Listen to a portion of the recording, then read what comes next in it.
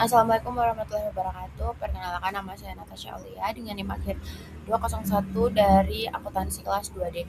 Jadi di sini saya akan menjelaskan tentang bunga majemuk. Apa sih itu bunga majemuk? Bunga majemuk merupakan sistem perhitungan bunga di mana bunga pada setiap periode tidak hanya berasal dari modal awal tetapi juga dari akumulasi bunga sebelumnya. Akibatnya nilai uang akan berkembang lebih cepat karena terjadi proses bunga berbunga.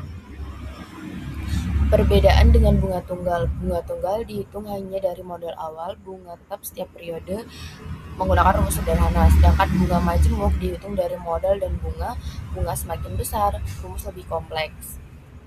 Periode dan frekuensi penggabungan. Frekuensi penggabungan bunga majemuk adalah jumlah kali bunga dihitung dan ditambahkan ke pokok investasi dalam satu tahun. Semakin sering bunga dikapitalisasi, atau misalnya harian versus tahunan, semakin besar pertumbuhan total saldo karena bunga menghasilkan bunga lebih cepat.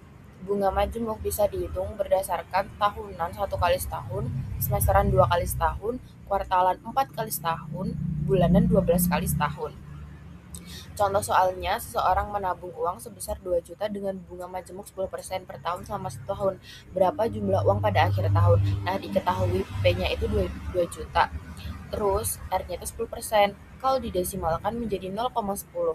T-nya itu 1. Perhitungannya adalah A sama dengan 2 juta tambah 1 tambah 0,10 dipangkatkan 1. Hasilnya adalah 2.200.000. Rumus dasar bunga majemuk adalah keterangannya seperti di sini.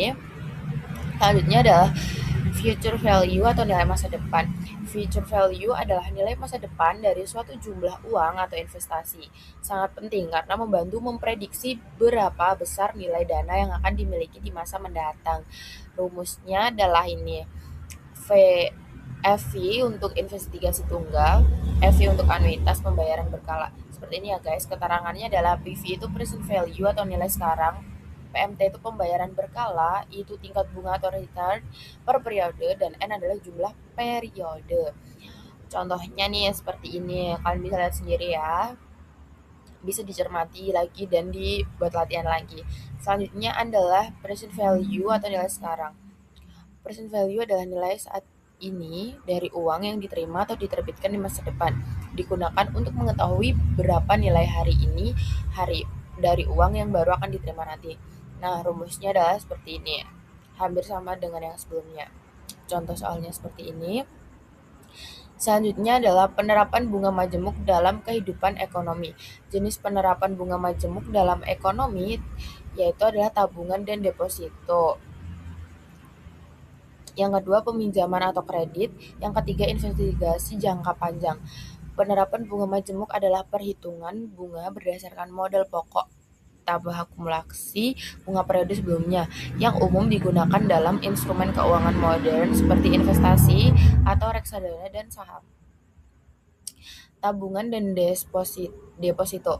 Sistem automatic rollover bunga yang didapat setiap bulan tidak diambil melainkan dimasukkan kembali ke dalam pokok simpanan dan memungkinkan bunga yang jatuh tempo diinvestasikan kembali.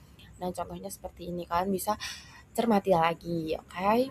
Yang contohnya adalah selanjutnya adalah pinjaman atau kredit. Bunga majemuk pada pinjaman adalah metode perhitungan bunga di mana bunga dihitung berdasarkan pokok, seperti bunga kartu kredit tanpa agunan atau identitas penjamin diri. Sering menggunakan metode bunga majemuk.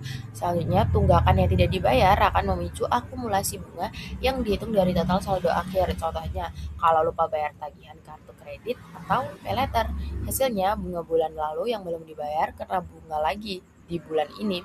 Utang yang awalnya kecil bisa mendadak jadi gunung kalau didiamkan. Selanjutnya adalah investasi jangka panjang. Investasi jangka panjang itu ada reinvestasi, faktor waktu, dan pertumbuhan.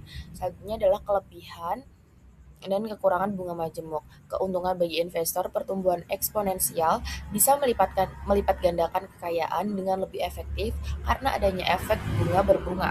Yang kedua, efisiensi waktu. Semakin dini mulai, semakin kecil modal yang dibutuhkan untuk mencapai target finansial di masa depan. Yang ketiga, pendapatan pasif. Keuntungan tumbuh secara otomatis tanpa harus terus-menerus menambah modal pokok dalam jumlah besar.